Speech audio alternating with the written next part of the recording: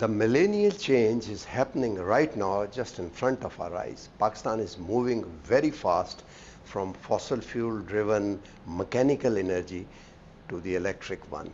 And Pakistan tops the list of the country which has invested 40 in creating 40 gigawatt plus huge capacity through the solar panels, one of the topmost country, billions of dollars invested from the consumer's pocket.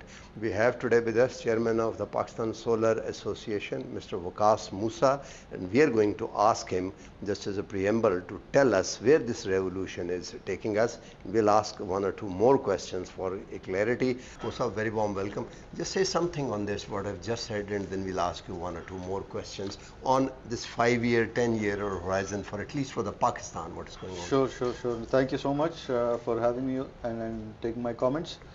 My name is Waqas Musa. I am the chairman of the Pakistan Solar Association. So, I love the terminology which you use, the sunset of the fossil fuels, and exactly that's correct. Today, if you look at it, we are moving from the era, like there was the Stone Age, then there was the Iron Age, and then there was the fossil fuel age. The Stone Age did not finish because stones were finished, and the Iron Age did not finish because iron was finished, and the fossil fuel age is not going to finish or has not finished because fossil fuels are finished. They're still there, they will have their usages, but the next technology is ready.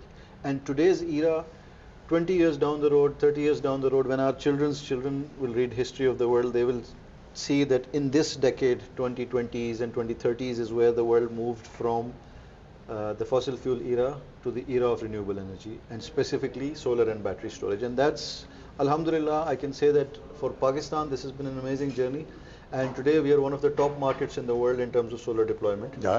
And the best thing about Pakistan solar deployment is that it's been done from the ground up, whereas in most of the market it's been done through these huge projects, IPPs and things like this. In Pakistan it's bottom up. It's absolutely, it's the common man, it's the tire shop who's opening the tire shop in the morning and he's putting out one solar panel and lighting up the fan and then 2 bulbs. It's the farmer who's putting up solar in his field. It's the small house owner who's putting up solar to reduce his electricity bill. So that's the amazing thing about the solar revolution, and I think that's why the future for Pakistan is quite bright in this regard. For fiscal reason, obviously government might drag its feet. I mean, should not use that, but for fiscal reason, I mean, the solar is taking so many consumer off the grid. What do you think? What is the future of this renewables in the coming? Because we have generation which is surplus, and there's an agreement that we cannot walk out of that because of the sovereign guarantee. So how do you see future of solar manufacturing in Pakistan and over the next 2, 3, 4, 5 years or 10 years?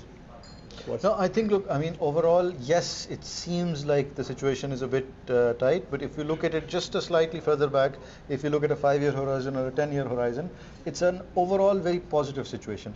Even if you look at the government's stance right now, yes, they have constraints, and obviously they're trying to balance out their obligations and their constraints, but overall, the government of Pakistan has a very positive outlook towards solar. So it's included in our sustainability goals. We have a target of 60% renewable by 2030, including hydro and solar. If you look at the IGCEP, it's again something which is included, solar is included as a big part over there. So overall, we have a positive outlook. And also, I think we need to look at it in a bigger picture, because if you look at power or energy, it's not just electricity. You have to remember this. It's not just electricity, it's also gas, it's also fuel. So today what's happening is that the world is moving towards electric in general. So you're seeing gas moving towards electric, you're seeing vehicles, and especially when I say vehicles, I want to talk about 2-wheelers and 3-wheelers. Those are very rapidly, especially in Pakistan. We see young girls driving. Exactly. The trends are amazing, the trends are changing. So with that, you will automatically see an increase in electricity requirements. So yes, right now, maybe this year, next year, we seem to face like a little bit of a crunch. But honestly speaking, if you look at it from a glass half full point of view rather than a glass half empty point of view, you can see that we are in a situation where best placed to take advantage of this. We have good connections and good electricity contracts. We have solar coming and solar adding value.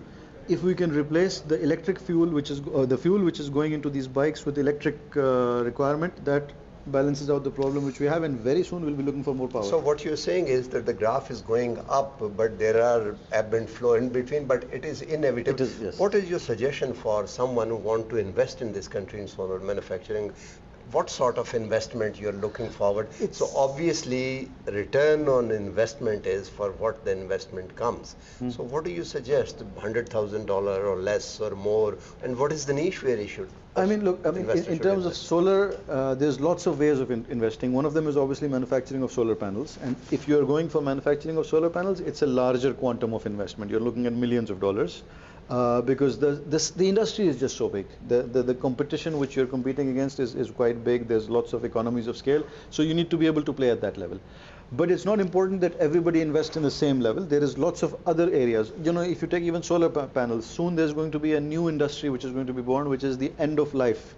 When solar panels start competing 20 years, somebody needs to take them off, take them out, dispose of them safely. Like we have the ship breaking industry. It's a whole industry responsible for breaking ships. So similarly, we'll have this. This is just one area in the example of solar panels. We will have other areas in inverters, in smart equipment, in equipment which helps people to make their solar panels more efficiently tied up to the grid, especially if the net metering regulations change. There's going to be a bigger requirement of IoT-enabled smart solar home solutions. So creating the controllers and devices for that is again something which, and for those manufacturing units, you don't need a big amount of investment. Batteries come into the loop as well. Batteries definitely come into the loops as well, because that's the next, and you can say that was the missing puzzle. This was the missing puzzle which, when you move to the renewable age, the missing puzzle was the battery. Because of this, we were not able to push. Now with the batteries getting longer, bigger, cheaper, it's exactly like the revolution we had in mobile phones, in laptops. So we're seeing this in this industry as well. Thank you very much. Thank you very much. So I'm not going to summarize it, because I think everyone, all the stakeholders must listen to this whole discussion. That was the sort of a summary of that is what is going on in Pakistan. So I'm not going to send Mr. Musa. Sir, thank you very much. Thank you very much. Thank you for your time. I appreciate it. Looking forward. Thank you.